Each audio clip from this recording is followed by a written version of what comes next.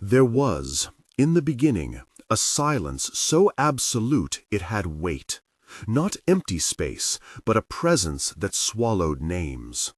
From that vast, nameless hush, the Greeks imagined chaos, a yawning gulf, a primeval absence that held the potential of everything.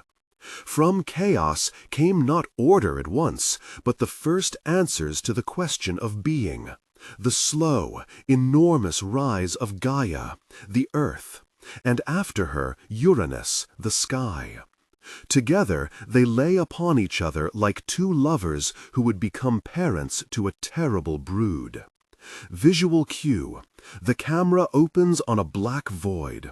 Sound design, a low, resonant hum. A silhouette of a mountain rises. Textures of soil and stone bloom into Gaia's form. A shimmering veil of stars unfurls to become Uranus. This union between earth and sky produced titans, vast and restless forces, names that sounded like storms and tides. Oceanus, who bent toward the rivers, Hyperion, whose gaze carried light, Coeus, the intellect, Crius and Iapetus with their melancholy gravitas, and Rhea, whose name would later be spoken between whispers and laments. Alongside them were beings whose shapes unsettled the mind. Cyclopses with a single thunderous eye, Hecatoncheirus, the hundred-handed giants whose arms struck like many storms, and other monstrous children who embodied the raw, unruly power of the world. These were not simply creatures, but the physical, elemental offspring of a cosmos still learning itself. Uranus, fearful of some of what he had fathered, pushed his monstrous children back into Gaia's hiding places. He pressed them into the womb of Earth, where they were unseen and unheard. Imprisoned, these titanic progeny thrashed within the bowels of the planet, their very struggle scarring Gaia. The image is intentionally terrifying. A mother, her children buried, unable to breathe, her own body betrayed by the man she loves. Short ancient voice vignette, Gaia as if speaking through a fissure.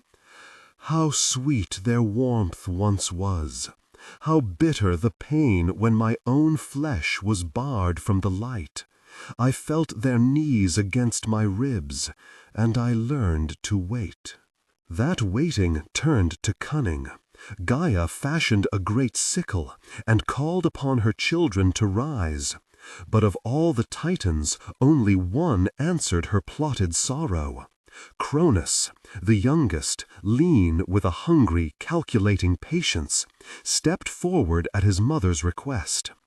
In a single, decisive moment, aided by the Earth's tremor, Cronus ambushed Uranus and castrated the Sky King.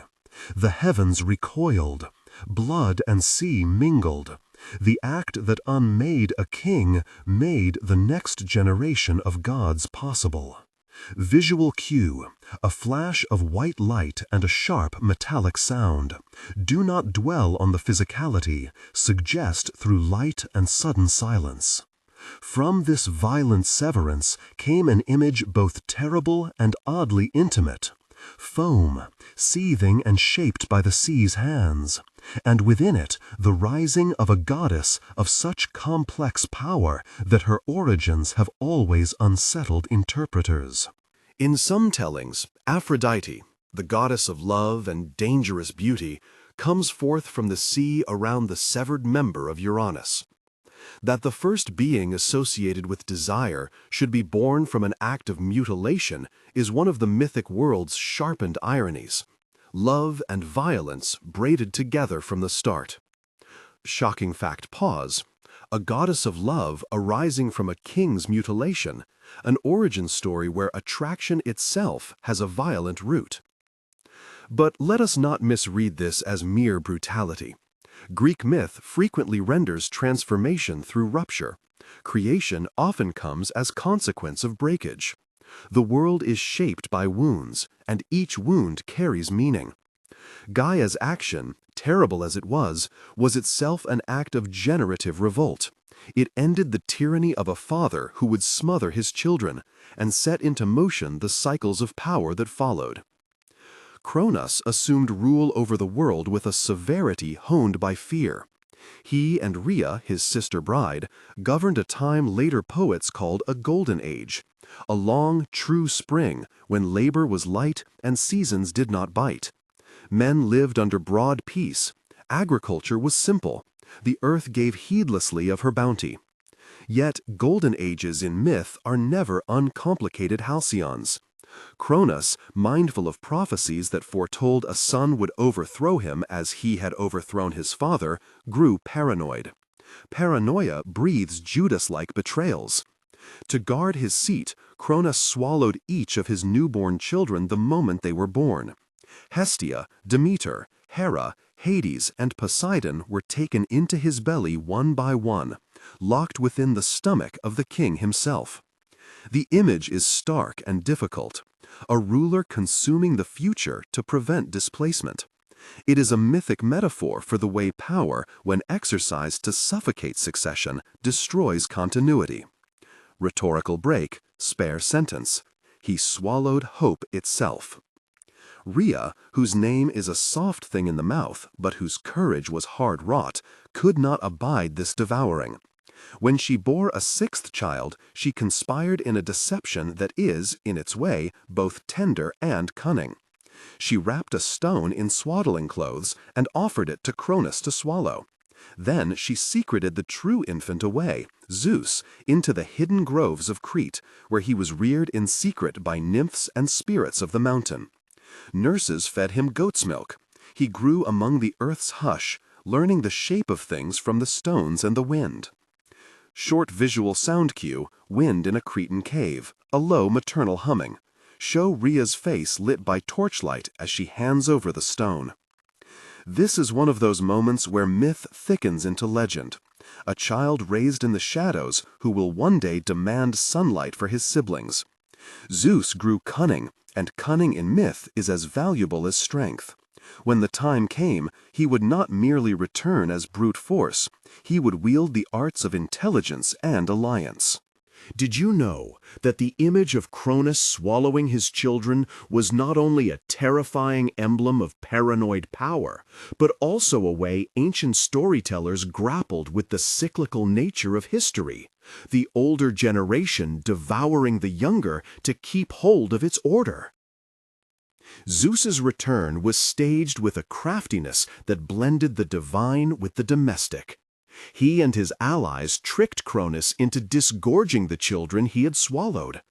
Some versions tell of a potion, a bitter draught given to the king at a feast that forced him to vomit what he could not bear within. When the siblings emerged, they were not the fragile infant swallowed. They stood as full powers, shaking the world with their freed breath. The unbinding of the Hecatonchyres and Cyclopses is the next hinge on which the tale turns. These imprisoned beings, the hundred-handed Forges, the one-eyed storm-makers, had been wronged by Uranus and hidden in Tartarus. Zeus, understanding the necessity of allies, pried open the depths and released them. In gratitude, the Cyclopses gave him his signature weapon, thunderbolts, bright and terrible. The Hecatonchyres, with their many hands, hurled mountains and tossed the very sea into new shapes. With these monstrous gifts, a cosmic war could be waged. We forged the bolt. We taught the sky to speak in lightning. These alliances are instructive. The new order, the Olympian order, was not made solely by the polished dignity of the gods who would sit above Mount Olympus. It was built on the rage of the suppressed, on the strength of those who had been cast down. That the very tools of the new regime were fashioned by those once imprisoned is a recurring irony.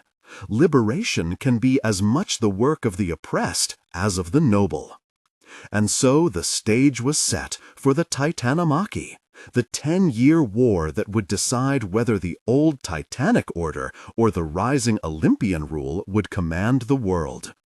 The Titans, defending their ancestral sway and scorning these usurpers as insolent, marshaled their forces. The newly freed gods arrayed themselves on the other side, led by Zeus's thunder and an iron resolve born of years of secret nurture and an urgent sense of justice. They met on fields no map would hold. The earth itself trembled. But before the first blows of that war fell, the characters who would set its shape needed to be sketched. Zeus, not merely lightning, but also a god of cunning and oaths, carried within him a dangerous mix of magnanimity and appetite. Hera, his sister and consort, exuded a regal coldness, a jealous gravity that would color many human lives. Poseidon, lord of the sea, moved like a mood change in weather, quick to anger, harder to appease. Hades, rarely seen on the mountaintop, ruled the undergrowth of the world with a sober, inexorable hand. And so the stage was set for the Titanomachy, the 10-year war that would decide whether the old Titanic order or the rising Olympian rule would command the world. The Titans, defending their ancestral sway and scorning these usurpers as insolent, marshaled their forces. The newly freed gods arrayed themselves on the other side, led by Zeus's thunder and an iron resolve born of years of secret nurture and an urgent sense of justice. They met on fields no map would hold. The earth itself trembled. These were not archetypes in the flat sense, but full moral temperaments. Each god embodied impulses that mimicked human frailty and grandeur. "Under the earth, the law is final," the whisper said. "Light is for the living. The rest learn to keep their counsel." Yet the story that follows is not a simple handover of power. Cronus and his Titan relatives did not go quietly to Tartarus. The battle that would follow stretched time and tore landscapes. Mountains crumbled, ocean waves rose like columns of liquid iron, and the air itself became a field of sparks. It was a war in which even the music of the spheres seemed to change its pitch, an audible shattering of the world as it had been imagined. The Hecatan Gyres, with their multitude of limbs, flung boulders like handfuls of dust. The Cyclopes hammered lightning into weapons. Titans who had once held sway over oceans and constellations now roared against the new gods. Shocking fact! Many of the Greeks' most familiar gods came to power not through noble succession, but through the practical, often brutal calculus of rebellion, alliances with monsters, the freeing of giants, and the use of weapons shaped by those once oppressed. Here, in the charged silence before the battle, the gods make choices that will haunt generations. Zeus, who had been hidden and fed on goat's milk, now speaks orders with the voice of thunder and the logic of someone who grew in the dark and learned to fear being devoured. He is not a pure hero. He yields to desire and jealousy. He bargains and sometimes breaks oaths. To know Zeus is to know contradiction, protector and violator, binder of oaths and breaker of boundaries. Here, in the hush, he was small enough to cradle in one hand, she recalls in the hush, and yet the air around him seemed to remember a storm. I never forgot the light in his eyes. We must also pause on a lesser-known thread, one that often surprises modern ears. The Hecatan Gyres, the 100-handed giants, were not merely comic titans, but representations of overwhelming force and elemental agency. Imagine beings whose limbs could shape mountains in a day. Do not reduce them to monsters. The myth preserves a kind of respect for the raw, collective power of many hands at once. When the first clash finally erupted, it was not simply a fight of brawn. It was a contest of cosmic logics. Order against primordial breadth. Cunning against entrenched legacy. Zeus employed the thunderbolt, a weapon unlike any other, because it was not the mere product of his own will, but the gift of those who had suffered. The Titans hurled back earthquakes and tossed whole rivers as weapons. For a time, the world quaked in ways that would be remembered in riverbeds and mountain scars for centuries. Think of these scenes as a family tearing down the very house they were living in to end a feud. Destructive, decisive, and strangely creative. Even victory, when it came to the Olympians, was complex. The Titans were not annihilated. Many were cast into Tartarus, the deep abyss, bound with chains fashioned by the gods and guarded by the Hecatonchires, a bleak justice. Some Titans were spared, their power reconfigured into new roles. The world, in its reshaping, bore scars and new orders simultaneously. A hierarchy preserved but altered. A new pantheon now installed with Olympus as its seat and Zeus as its chief. Briefly, here is a fact that can startle. The tools of domination in the New World Order, thunder, trident, the veiled aspects of death, were not merely symbols of sovereignty. They were, in origin, manufactured by those priorly oppressed. And their use reflects a paradox. Victors often owe their victory to the very strength of those they once cast down. But the new order on Olympus was fragile, stitched together by bargains that would fray. The very behaviors that led Zeus to victory, hunger, secrecy, strategic cruelty, would soon echo in the actions of gods and mortals alike. A god who had grown in secret would never fully escape the shadow of his concealment. The Olympian court took shape. Zeus and Hera on the high throne, Poseidon pacing a salt-dark mood, Hades set apart with his somber dignity, Athena arising from Zeus's head in full armor, a startling birth that declared wisdom as a kind of force, Apollo and Artemis entwined with light and hunt, Hephaestus, both artisan and castaway, hammering fate into metal. Each god brought with them not only domain but temperament.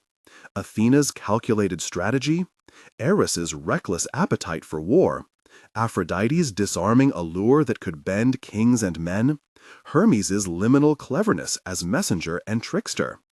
Their stories, once they left the Hall of Olympus, would entwine with human lives in ways that made headlines in later ages. Love and betrayal, war and reconciliation, crimes and rituals. But the origins keep returning as a theme. The world is made from breaches, and each breach becomes a precedent.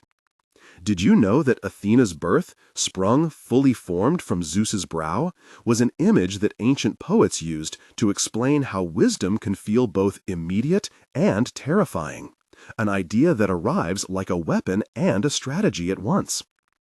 Those origins also explain why the gods are so strikingly like humans. In Greek imagination, divinity is not an abstract perfection. It is the enlargement of human trait. Anger, jealousy, intelligence, lust. The gods do not sit above humanity in moral purity. They model the extremes of human emotion, and in doing so, they become instructive mirrors. A warlike god shows the costs of rage. A jealous goddess teaches caution in trust. This humanization is why myths persist. They give language to contradictions, and they dramatize consequences. Before we leave this phase of the narrative, consider Prometheus, a name that will haunt and shape the next ages. Prometheus, a Titan himself, but one who sided with the new order in part because of his intelligence and in part because of a certain sympathetic affinity for mortals, stole fire from the gods and brought it to humankind. Fire here is not merely a practical utility, it is metaphor, technology, skill, the spark of culture. For this act he paid dearly. Bound to a cliff and visited daily by an eagle that tore at him, Prometheus's punishment is the mythic emblem of the price of giving knowledge. Yet even in suffering there is a lesson, that progress often meets wrathful resistance from those who fear being supplanted. Short vignette, Prometheus as if speaking. "They feared our light," he whispers, "so they chained me for mine." And in a closely twined account, Pandora appears, a woman fashioned by the gods and given a jar, later misrendered as a box, containing all the evils that would afflict human life. Out of that vessel spill toil, disease, sorrow, and desire. At the bottom rests hope, ambiguous and luminous. The myth explains not the cause of human suffering as divine punishment, but frames suffering as the cost of civilization's gifts. To be human is to live with both the benefits of cunning and the burdens it invites. Pandora's jar is not a moral scolding so much as a paradoxical origin story. Gifts that enable human flourishing also make us vulnerable. So humanity steps onto the stage with fire in its hands and sorrow at its heels, a species both empowered and enrolled into tragedy by the very means that render it remarkable. At this point in the tale, we stand, breathless, at the threshold of a new era. Gods who rule from a mountain, mortals who now possess tools and tragic awareness, monsters whose freedom has been bartered and forged into weapons. The threads are many: familial betrayal, cosmic revolt, gifts that cut both ways. The next chapters, the age of heroes, the bitter ironies of prophecy, the terrible wars that would shake cities and shape destinies, are already signaled in these foundational acts. If this origin story has surprised you, hit like and tell us in the comments which moment unsettled you the most. Where are you watching from? We return now to those beginnings, because the forms they take continue to echo. Even as Zeus settled his court and the Titans were bound, the pattern of power asserted itself. The mixture of mercy and cruelty, the imbrication of violence and creation, the insistent presence of fate. The gods, newly installed, began to reveal the patterns that would define them. If this origin story has surprised you, hit like and tell us in the comments which moment unsettled you the most. Where are you watching from? We return now to those beginnings because the forms they continue to echo. Even as Zeus settled his court and the Titans were bound, the pattern of power asserted itself. The mixture of mercy and cruelty, the imbrication of violence and creation, the insistent presence of fate. The gods, newly installed, began to reveal the patterns that would define them. Zeus's thunder was law, but his appetites would complicate that law. Hera's jealousies would swell into narratives of revenge. Athena's counsel would produce strategy and sorrow. These are not mere personality sketches, but premonitions of how divine behavior will weave into human lives.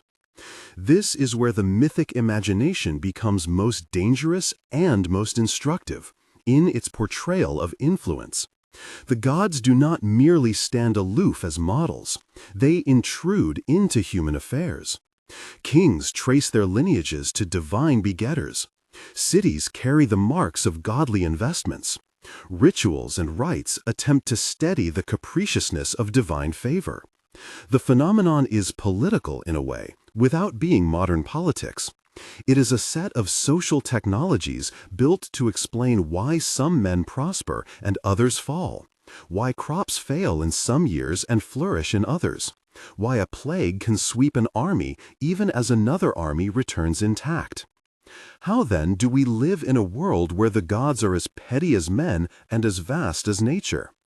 It is here that the next movement of our narrative gathers force, the age of the heroes.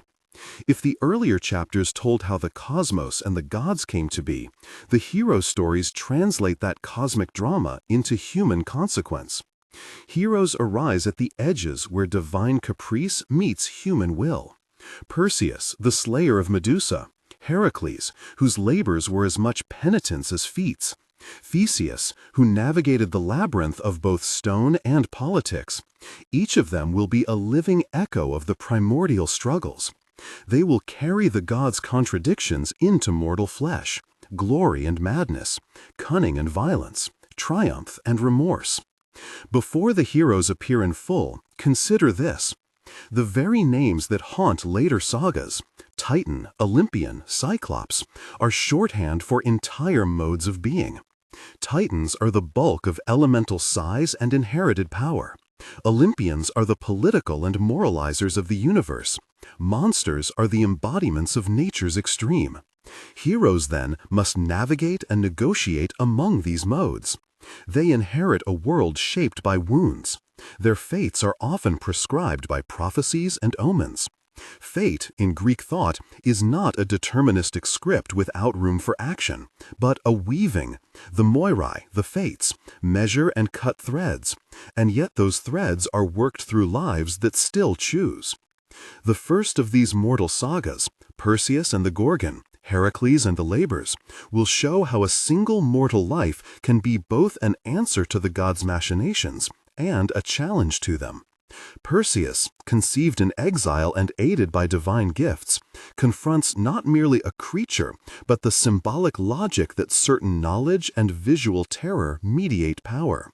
Heracles, begotten by Zeus, yet subjected to madness and labor, will reveal the cost of greatness when the soul itself is a battlefield. We will meet them soon. But the larger stage is yet to rise fully. The titanomachy must be weighed in full against the will of Olympus. The terms of the new order must be tested not only by warfare among the gods, but by the ways those divine tensions thread into ordinary lives.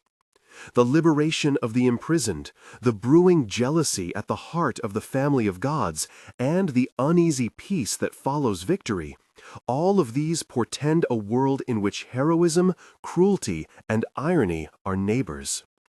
Cliffhanger close. At the dawn of the titanomachy, as thunder and stone met in a clash that would reframe the heavens, a single voice, the voice of the earth, patient and eternal, whispered a truth no conqueror could silence. Every house built upon a wound bears the marks of that wound. The children of that house will, sooner or later, be asked to pay its price. End of part. Leave the war itself and the rise of specific hero figures to follow, maintaining the tension and readiness for continuation. They met on fields no map would hold. The earth itself trembled. The clash that followed was not an ordinary war, but a convulsion that recarved the sky. Visual cue, percussion swells, cut to slow-motion debris, fissures running like a spiderweb across a painted horizon. For 10 years the titanomachy burned. The Titans fought with the ancient logic of primordial force. Entire seas hurled like shields, mountains rolled like clubs, while the Olympians, newly forged as a political constellation, answered with counterintelligence, surprise, and weapons given by those they had freed. The Hecatonchires, with their many arms, seized peaks and flung them like pebbles. The Cyclopes, smiths of primeval craft, hammered out thunder and placed it in Zeus's hands. Lightning became a language.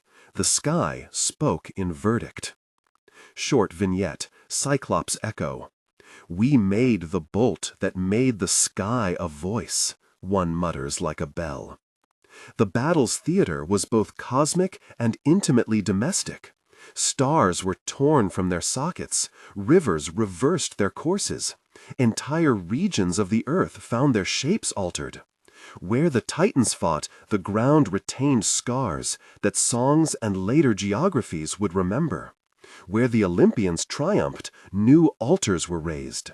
Victory was not simply martial, it was ontological, a debate about what counted as authority, what could be ruled, and by whom.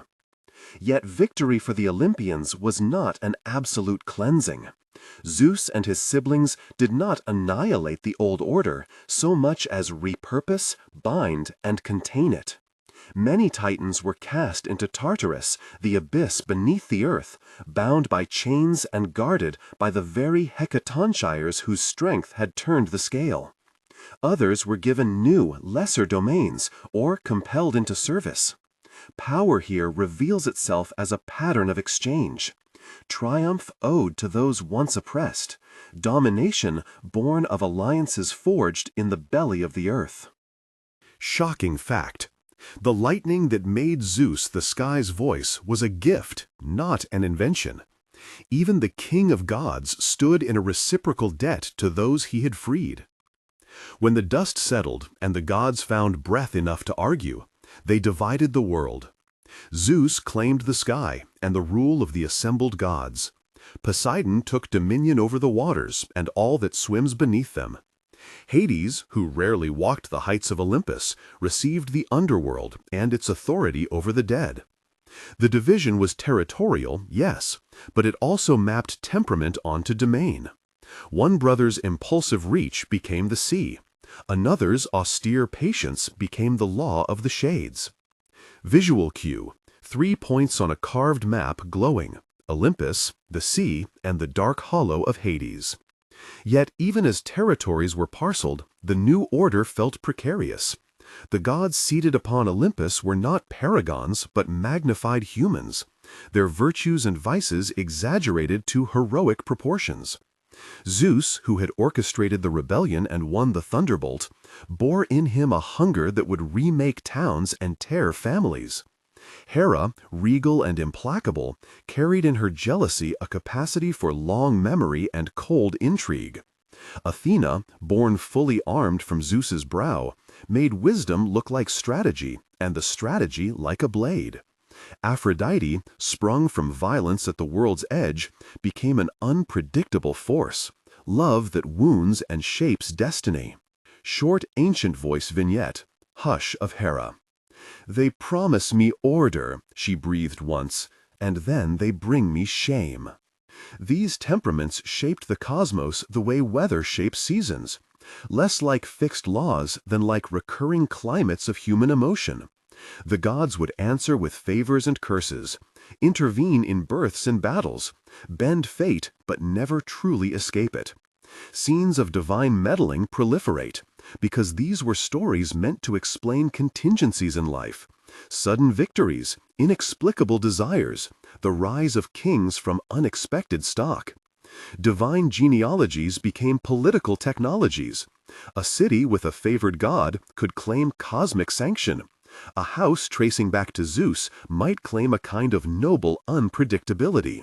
From Olympus, the gods bent their attention to mortals, and mortals, with their fragile lights, responded with legend.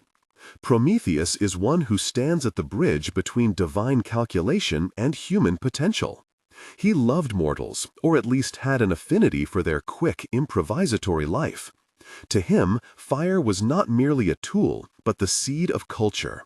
Metallurgy, language, the warmth that invents the future. Stealing fire, whether by trick, theft, or cunning persuasion, was therefore a transgressive act of liberation. For this he suffered. For this he taught. Shackled to a rock, his liver torn each day and restored each night, Prometheus became an image of the cost of giving knowledge to those who would change the order. Short vignette, Prometheus as if speaking.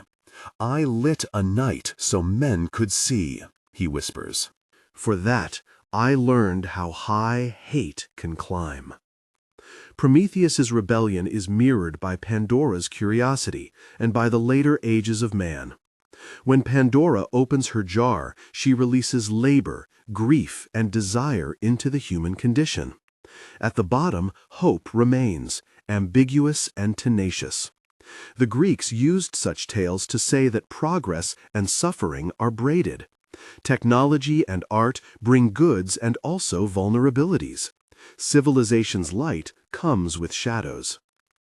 We now move from the gods' macro-politics to the pointed drama of human heroes, figures who, by birth, fate, or plain resolve, must navigate the policies of the divine and carve meaning amid the wreckage of cosmic precedent. Their lives are compressed parables where the themes of power, prophecy, and paradox play themselves out in human scale. Perseus is the first of these figures who arrives with a cruel prophecy hanging over his infancy. Acrisius, king of Argos, hears a doom predicted. His daughter's son will kill him. Fearful, he imprisons Danae, Perseus's mother, and later sends mother and child into the sea in a chest. They survive by divine kindness, a motif the Greeks loved. Abandonment met by providential rescue. Perseus grows, aided by gifts from the gods. Hermes' winged sandals, Athena's polished shield, Hades' helm of darkness. His quest to slay Medusa, the mortal Gorgon whose gaze turns men to stone, is a test of cunning as much as courage. He uses Athena's mirror-like shield to see Medusa's reflection and cut off her head without meeting her eyes. From Medusa's blood springs Pegasus and Chrysaor, oddities that remind listeners how violence breeds further life and strange allies. Shocking fact pause. A daughter's son, boxed and cast to sea, returns with the head of a monster and the potential to fulfill the very prophecy that haunted his start.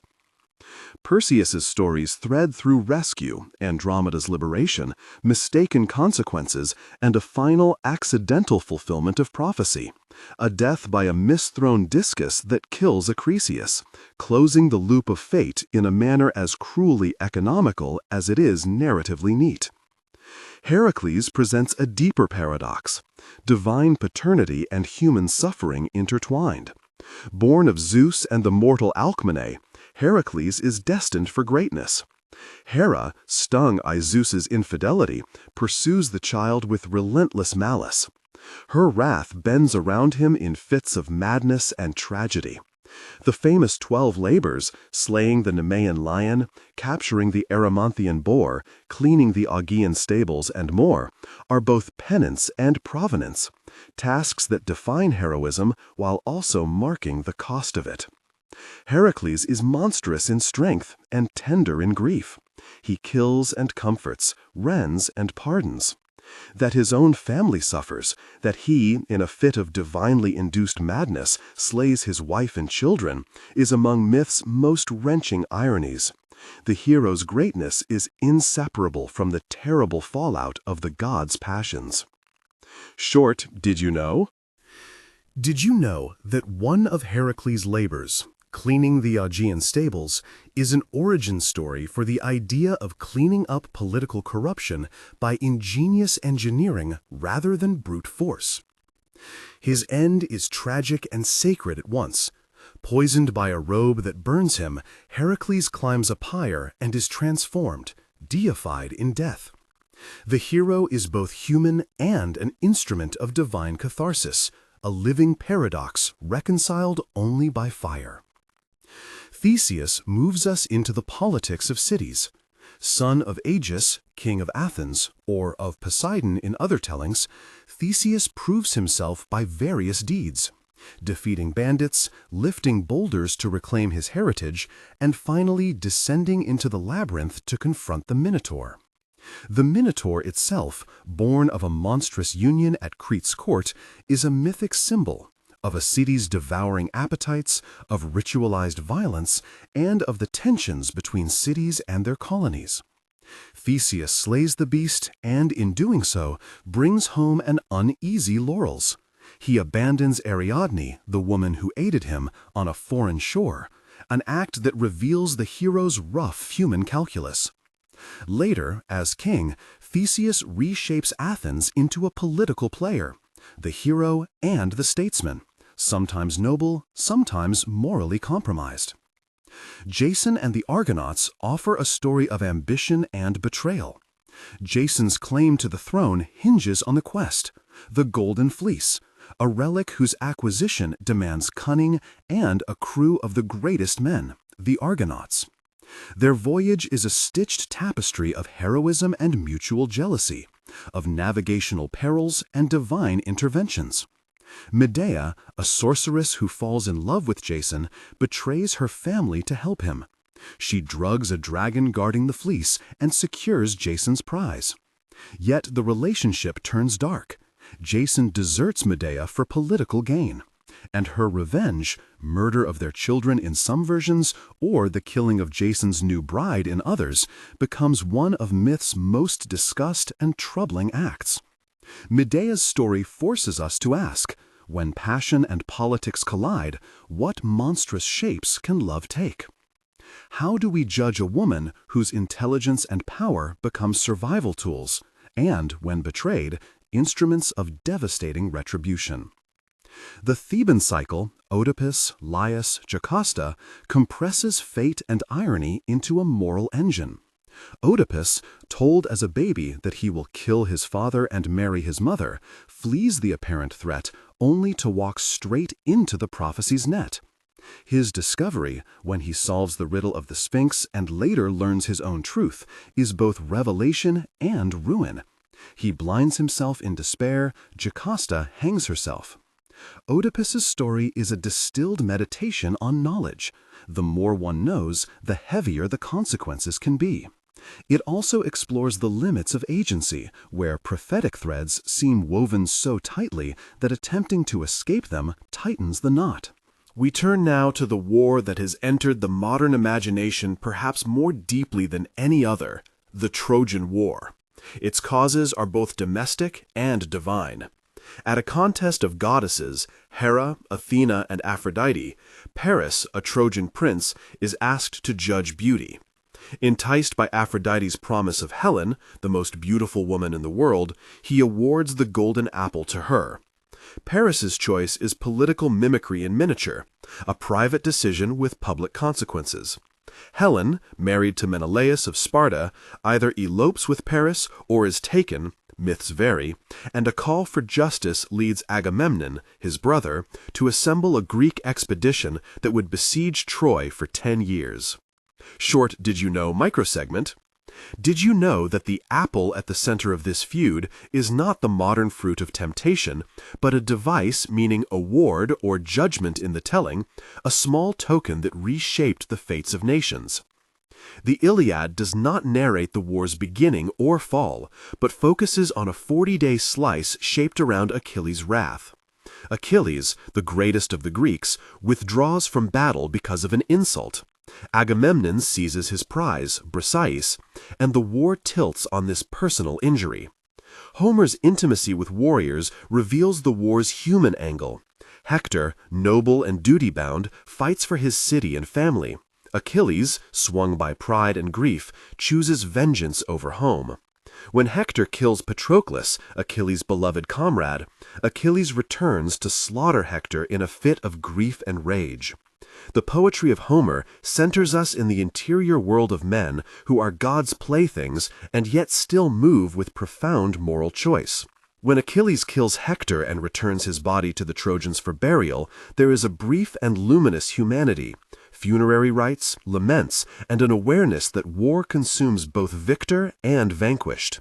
Achilles himself dies young, struck in his vulnerable heel, an image that has become an idiom for mortal weakness. The fall of Troy, however, required guile rather than arms. The Greeks, unable to breach Troy's walls directly, resort to stratagem, the wooden horse.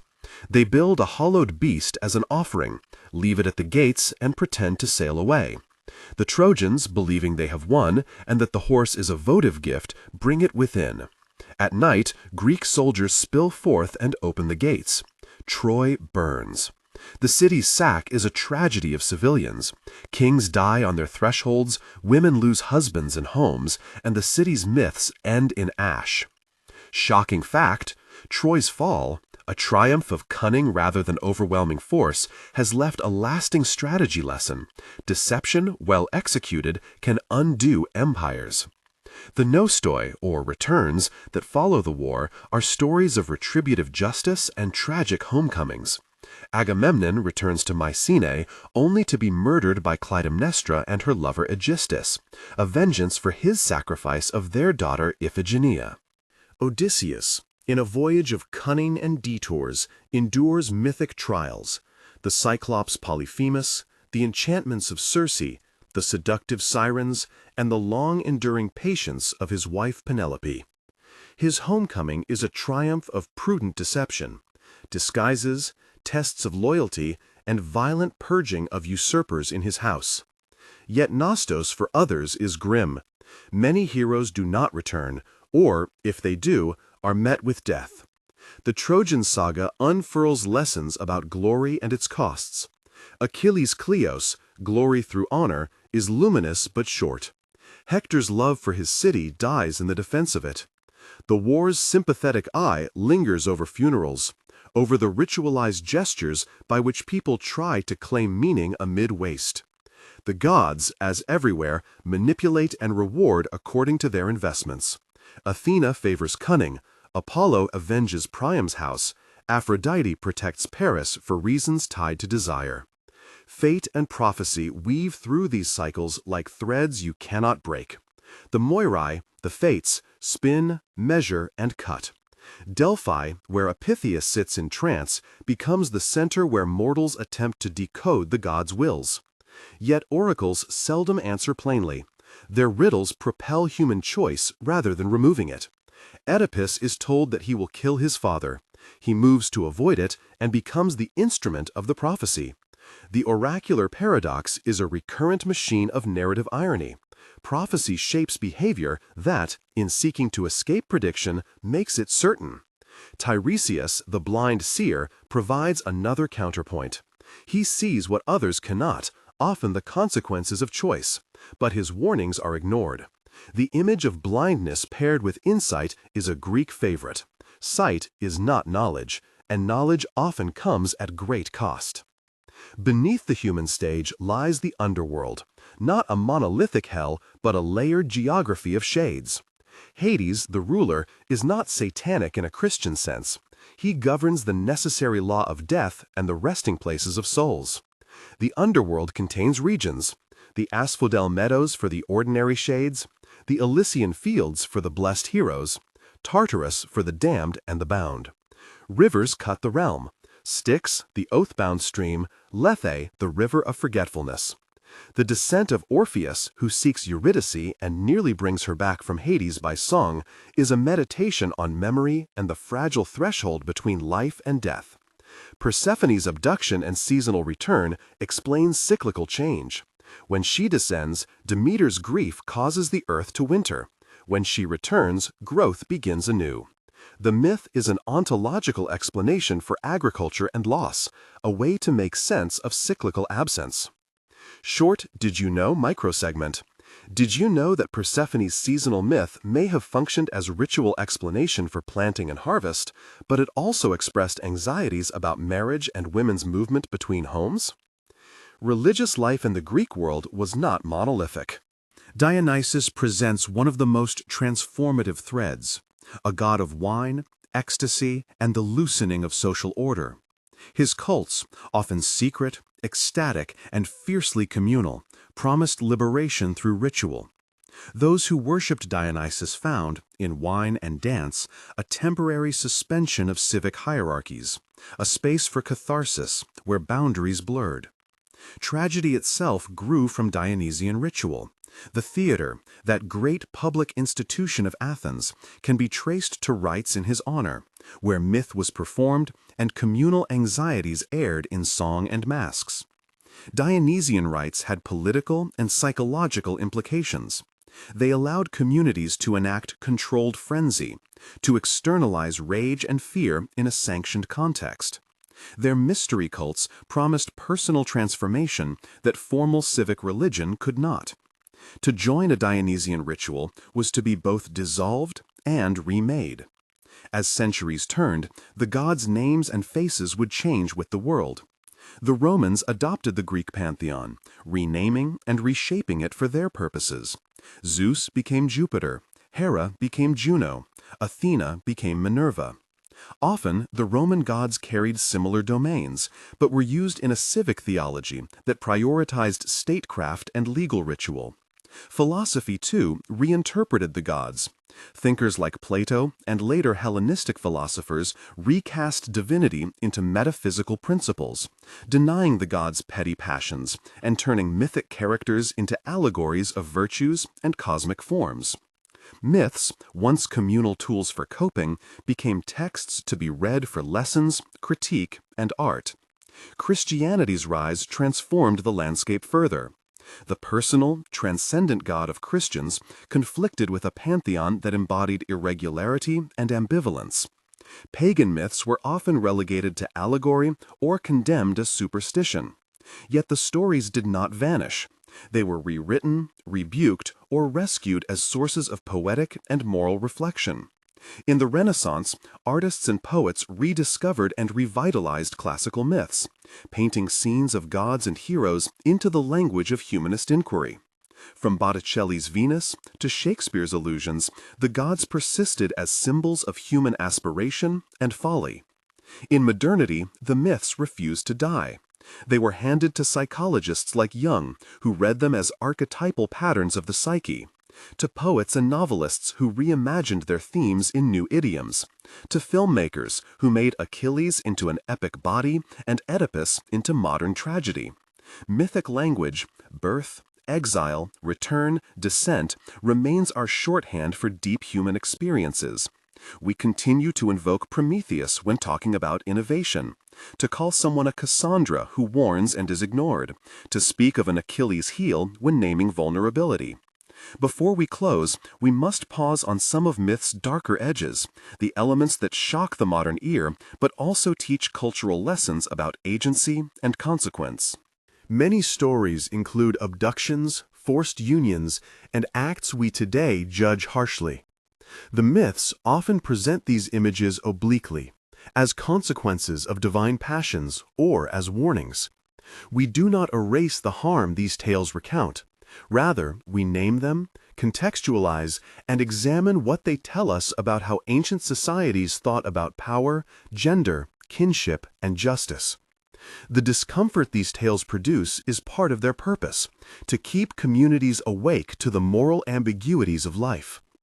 Where myths speak of violence against bodies or families, they do so not as celebration, but as symptom and warning, a mirror held up to the costs of unchecked power. To close this sweep, we return to the idea of cycles. Myth is a machine of repetition. Gods fall and are reborn, in new shapes. Heroes rise and are burned into memory. Cities flourish and turn to ruin. Yet myths do not merely celebrate recurrence. They provide narrative tools for transformation. They show how the act that births a goddess can also seed a wound that echoes for ages.